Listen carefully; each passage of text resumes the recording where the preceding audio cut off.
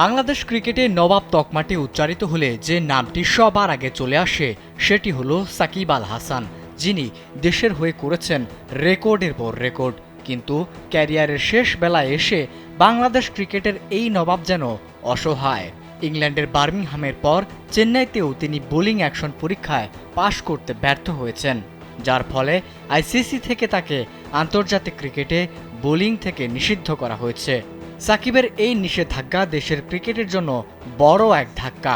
এদিকে সাকিবই একমাত্র বাংলাদেশি ক্রিকেটার নন যিনি বোলিং নিষেধাজ্ঞায় পড়েছেন। এর আগে আরও বেশ কয়েকজন বাংলাদেশি বোলার ছিল যারা বোলিং নিষেধাজ্ঞার কবলে পড়েছিলেন। তবে দেখে নেওয়া যাক সাকিব ছাড়াও আর কারা নিষিদ্ধ হয়েছিলেন বোলিং অ্যাকশনের জন্য। কাম অন ব্রো, এসব অনেক কিছু আসবে আর যাবে, এক্সপার্ট কিন্তু থেকেই যাবে।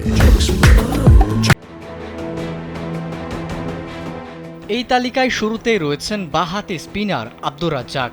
2008 সালের নভেম্বরে ঢাকায় বাংলাদেশ নিউজিল্যান্ডের টেস্ট চলাকালে আম্পায়ার ড্যারিল হারপার ও আসুকা ডি সিলভা রাজ্জাকের একটি ডেলিভারি নিয়ে প্রশ্ন তোলেন।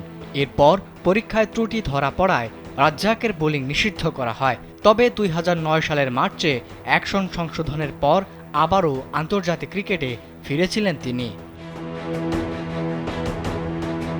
2014 সালে একই ধরনের নিষেধাজ্ঞায় পড়েন অফ স্পিনার সোহাগ গাজী। তার বোলিং অ্যাকশনে ত্রুটি ধরা পড়ার পর 2015 সালে পরীক্ষা দিয়ে নিষেধাজ্ঞা কাটিয়ে ওঠেন তিনি। একই বছরের ডানহাতি পেসার আল আমিন হোসেনের অ্যাকশন নিয়েও প্রশ্ন ওঠে, তবে প্রথম পরীক্ষাতেই তিনি উত্তীর্ণ হন। এদিকে 2016 সালে টি-20 বিশ্বকাপে নেদারল্যান্ডসের বিপক্ষে ম্যাচে বোলিং অ্যাকশনের জন্য নিষিদ্ধ হন দেশসেরা পেসার তাসকিন আহমেদ। এ তালিকায় তার সাথে ছিল আরেক স্পিনার আরাফাত সানিও। অবৈধ বোলিং অ্যাকশনের জন্য নিষিদ্ধ করা হয় তাকেও।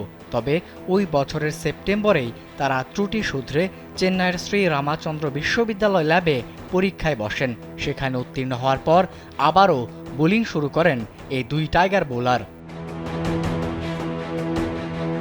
বিশ্ব ক্রিকেটে বোলিং নিষেধাজ্ঞার উদাহরণ নতুন নয়। পাকিস্তানের শোয়েব আখতার, সাইদ আজমল, মোহাম্মদ হাফিজ, ওয়েস্ট ইন্ডিজের সুনীল নারিন, শ্রীলঙ্কার সচিত্র সেনানায়ক সহ অনেক তারকা ক্রিকেটারই এই অভিজ্ঞতার মুখোমুখি হয়েছেন। তবে এই বাধা কাটিয়ে পুরনো ছন্দে ফেরা বেশিরভাগ সময়ই কঠিন হয়ে পড়ে।